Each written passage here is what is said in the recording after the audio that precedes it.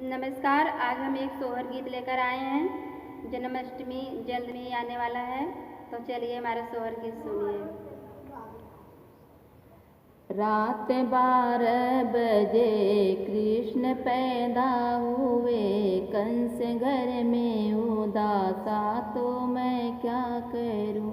रात 12 बजे कृष्ण पैदा हुए, कंस घर में उदासा तो मैं क्या करूं। सासू जी आई देवता मनन को, पियरी देने को दिल मेरे आगे कहा, हाथ पीछे रहा तो मैं क्या करूं।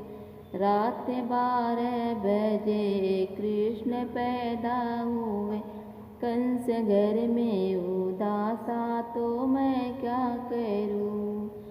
जेठनी जी आई पिपली पीसने को, जेठनी जी आई पिपली पीसने को, हरवा देने को दिल मेरा आगे कहा, हाथ पीछे रहा तो मैं क्या करूं। रात 12 बजे कृष्ण पैदा हुए, कंस घर में उदासा तो मैं क्या करूं। ननदी जी आई कजला लगने को, ननदी जी आई कजला लगने को, कंगना देने को दिल मेरा आगे कहा, हाथ पीछे रहा तो मैं क्या करूं। रात 12 बजे कृष्ण पैदा हुए, कंस घर में उदासा तो मैं क्या करूं।